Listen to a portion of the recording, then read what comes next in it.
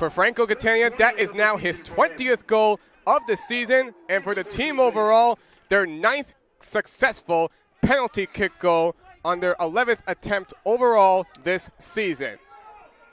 Wow, big development. And just as when it looked like Muhlenberg may have started to capture momentum early in this game, the Scarlet Raiders have once again made this game look even. And Zach, the Scarlet Raiders have lived and quite honestly died by way of penalty kicks this season, especially in postseason play. If you harken back to the NJAC tournament, the heartbreaking loss coming to penalty kicks. But Catania makes no doubt about this one to even the score at 1 apiece. So what we do, if anything, now Manacho tried to break that one inside, but a mishandling of the ball gives it right back to the Mules. And now they'll try and work it quick the other way. But now it's poked away. Good defense by the Scarlet Raiders. That's exactly what we need to see a lot more of. And now Schlotterback trying to keep it away from their own net. So now in the 16th minute, we are all tied up at 1. Morris kicking the first goal of the game for the Mules, and then Catania once again taking advantage of a foul inside the penalty area. Not just another penalty kick goal in back-to-back games. After the heartbreaking loss, as you said, John, that we saw against Kane after Catania could not get that crucial penalty kick goal, he was able to finally find the ability to do that and outmatch these goalies over the last few games. Sam York that he did last week, and now doing so against Zach Maddock. Yeah, not easy to do, on a cold night like tonight. Temperatures dipping down into the 30s here in Newark, New Jersey, especially in the first 15 minutes of the game. But Catania, with confidence, no hesitation, stepping right up to bury that PK on the foul by the goaltender for the Mules is Zach Maddock. Well, tell me, John, we talked before about how sometimes when you miss penalty kick goals, it could shatter your confidence, but now Catania has been able to notch 2 in back-to-back games. What do you say his confidence level is now? Oh, super high, sky high. And you know what? Life's not perfect. And, that's the penalty shot that he missed in when it went down after 2 overtimes against Kane in the NJAC tournament. I mean, I'm sure that one stuck with him for a while. But especially in athletics, you got to move on. You got to move past that, learn from it. And he's nailed 2 huge penalty kicks here in the ECAC championship, the last one coming just moments ago. Find yourself able to learn from your mistakes, you know you're going to be able to make quite a drastic improvement. And now here is Catania going cross field over to Alba. He's trying to hold on to that ball. Now back over to Catania. You see him working it on the outside. Inside with Ash, trying to take his chance, and that one was up high. But just as Coach Kevin E. said, working the outside areas, crossing the ball into the center. There's going to be a lot of that tonight, as that has been what they've been working on mostly this week in order to take advantage of the Mules. And that, according to Kevin East, will be their game plan. So far, Rutgers-Newark has outshot Muhlenberg 3-1. The only shot for Muhlenberg was that shot on goal that was successful, thanks to Morris, that put the Mules up first. But now Catania has really started to make this look all different, as the Mules' rhythm that they were able to establish early in this game may be a little different. Manacho, nice header to keep that out of the penalty box. A little spin around from Morales, trying to get to Alba.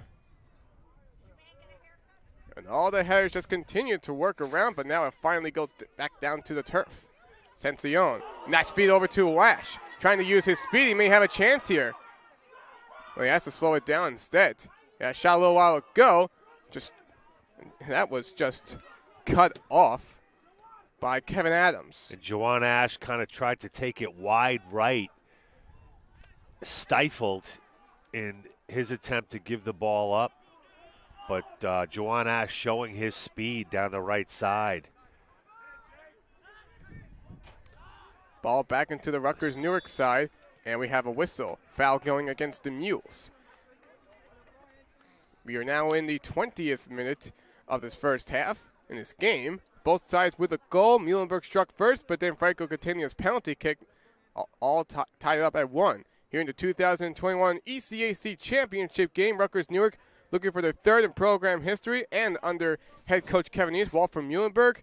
After they are the reigning champions from 2019, the last time the tournament was held, and they're looking to try and go back-to-back.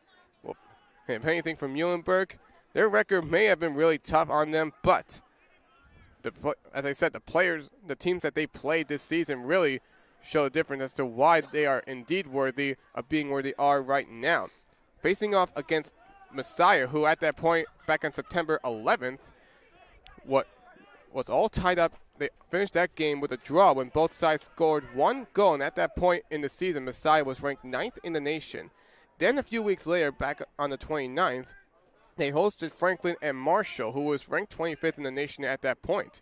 7 goals combined, but Franklin and Marshall ended up to be the victor for the 3. So you see those types of teams that Muhlenberg was able to play, and that's exactly brought them to where they are right now. Yeah, they finished the season at 9-7-2. Zach, some close games against some very solid programs. And they'll switch inside for Sencion, but cut off. Morales trying to regain control. Scarlet Raiders still on the Muhlenberg side of the field. Under 25 minutes to go, near the halfway point of this first half. So how do you see this game looking a little more even now? That's a bit of a dangerous play. The trip's going to be called against the Scarlet Raiders. I think that was Manacho. Well, lucky for him, it didn't look like that drew up a yellow card. So he got lucky on that, not to mention the fact that Muhlenberg getting that onto the other side of the field does not stay in the field of play. So Rutgers-Newark will once again work back possession, deep in their own back line. Diaz and Manacho. Nacho nearly left things to chance on that one, but luckily enough, his team still has the ball. The foul actually was called on number 6, Morales. Mules are really trying to show a lot of threat here, but Jonah Diaz right to Sencion. And that goes far back again and right over to Walter. And he'll just back it up to Maddock. So right there, Rutgers-Newark nearly was caught in their own corner. And now they nearly did the same thing to Muhlenberg, forced them to have to back the ball up to their goalie. This ball game has been made new as we are now tied up at 1. Be quiet, fun rest of the second half to watch here. You're a fan of either side. Wanted to see who's going to get that pretty amusing non-conference win. Both of these teams looking pretty stellar.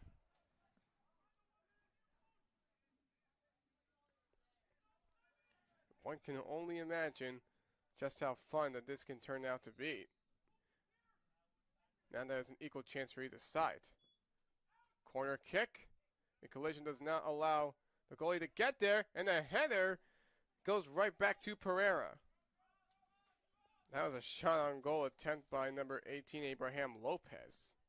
Very close for Mercy to try and respond back immediately. But Dominican was not going to trail again. And maybe an opportunity here for Ewan Gray. His teammate working with it. And a shot does not get anywhere past Baeza. He's able to get a save of the ball this time.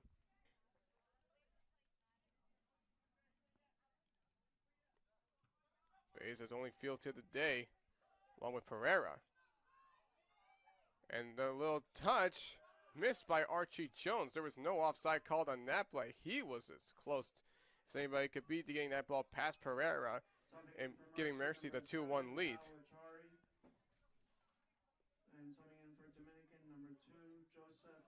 Nice deflection of the ball before by Pereira to keep this game all tied up at 1. The huge kick goes out of bounds. Ball will stay in the Mercy zone.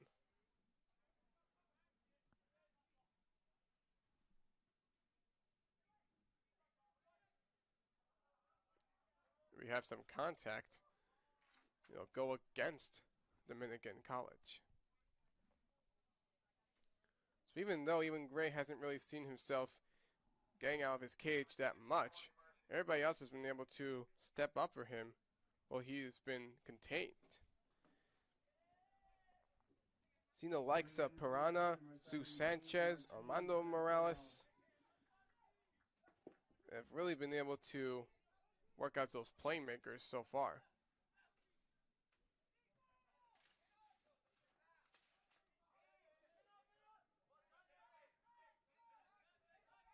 Looks like there was some contact before. May have been drawn by Palachari, but no whistle. Play continues at the logo. So we are now at the 69th minute in this contest. Seeing whether or not one more goal can be made. There could be an opportunity right here for Mercy. But a pick deflection of the ball by Afi. Eric Afi just continues to play a strong steel fortress here, despite having yellow cards. Seems been able to keep his temper under control so far. Now Dominican on a quick transition, deflected out of bounds. And we'll give ourselves a Dominican corner kick. It appears that transition has been starting to work well for Dominican College. They've been able to stay relentless, being able to size up with Mercy.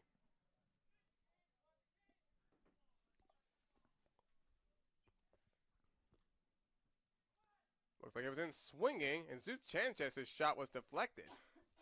So take two on the Dominican corner kick. If anything, that just shows that Mercy has been working hard today with their defense as well. They've been trying to keep that edge, even though they missed the opportunity to keep it a 1-0 lead. In swinging again, but Abraham Lopez uses his head to clear the ball away. Dominican will back it up to their own zone. It'll start with Pereira on the transition. Chari was showing threat, but Pereira was not faced. Between Zute Sanchez and Cesar Melendez. Now here's Achari. He's got a face-off against a few. Most of his team's coming back. Going inside, tried to spot Archie Jones, but a through pass and across the end line. But it was last touched by a Charger, so it looks like we got ourselves a Mercy corner kick. These corner kicks starting to become a dime a dozen now today. What we have here now is the 12th overall corner kick in this contest. The 5th one coming up for the Mavericks. Looks like it'll be Archie Jones or Reneo Salas with a corner kick. As they get set now for their team, wait for their teams to get set in motions. We are under 20 minutes to go in the second half. It'll be Salas going in, swinging, and too deep. Stays inside. Could be an opportunity to shot, and a big kick at the ball by Pereira. Nice save. Defensive. Now Dominican to try and work with a transition, but it goes out. It looks like we got ourselves another substitution. This will be on the Mercy side.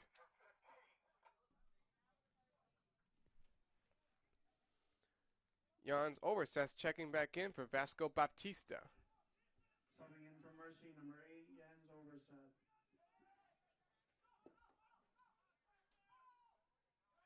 Dominican with the ball. There's a lot of Mavericks threatening. The ball booted back the other way by Melendez. Nearly a double team opportunity, a 2-on-1 for Mercy College.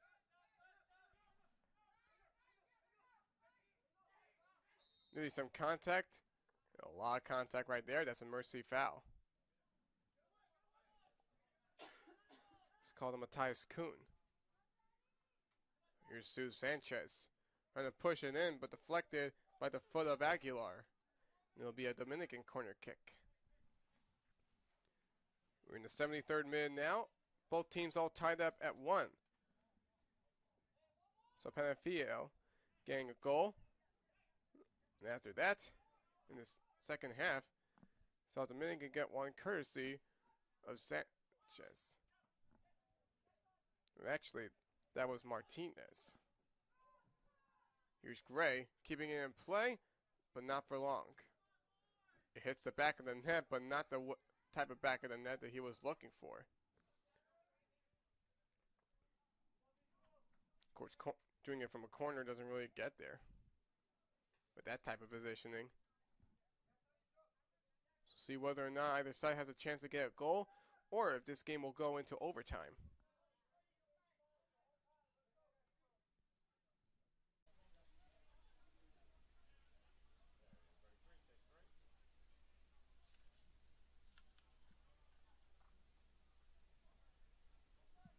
The inbound, here it is. And out of bounds this time, it goes off of Justin Wilson. Wilson looking to try and get an angle on being able to kick it and keep possession. But it appears he was surrounded by a lot of Black Knights. Brandon Bryant, and he'll let that go out of bounds and have it last touched by Longwood. So here you see a little more time, the ball being in Longwood territory. Army looking to try and take advantage. Still looking for that offensive explosion that they had last Thursday in their head coach's first win. And that's the long inbound pass during this season, 41 starts in 43 games that he has played. And the two have come off the bench. And as he kicks it, stay, as it goes right over to Gronley. Then Gronley finding Podmao. And Podmao still working with it right at midfield. Kicked by Pereira. Almost goes right to McStay and tripping on that goes on McStay. Another foul going to the Black Knights. So Longwood will have it. Gronley now going to go to the penalty box. And he's trying to keep it in play, but almost did it for the short comes right into anywhere near the net or even the penalty box. Gronley from the right corner. It goes outside the penalty box. And Ortner just kicking it out of play and right over to the parking lot. Going over the fence. Army will now clear it. For Louis Ortner, no goals or points yet for him this season, but is making an immediate impact with his time so far on the field. He played for FC Energy Cottbus at the U17 and U19 levels in Berlin, where he had 7 goals over the span of 3 seasons. Bryant being able to make sure that the ball doesn't hit his hand at all. And then another collision between him and Jonas Couchner, as a foul will be called on him. Fouls on Couchner, 10th minute of play. Still scoreless between the Black Knights and the Lancers here in this first all-time meeting between both of these two schools. Go their separate ways after this, but not before back-to-back games against the Patriot League more. It just continues a three-game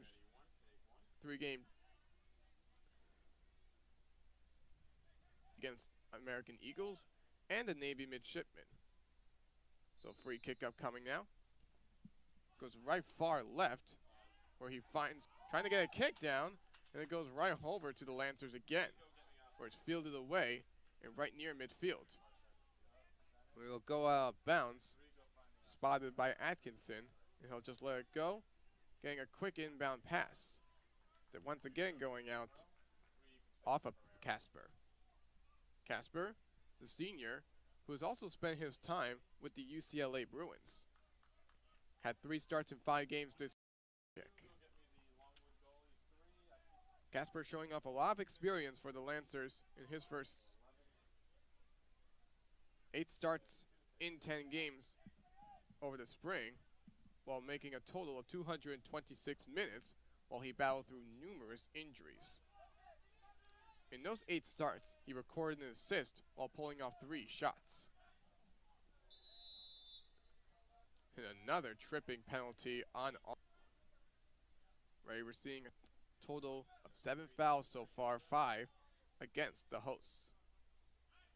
Here in the 12th minute of action, Clinton Field, for Army and Longwood playing a Saturday night match.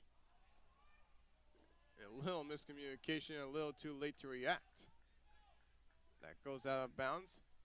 An inbound pass coming from Army once more. Just trying to be alert, thinking that they have the angle that they want. Maybe it's a little tricky to beat the sun, because there is still some of it coming. Longwood keeping it in Army territory. And we have another whistle.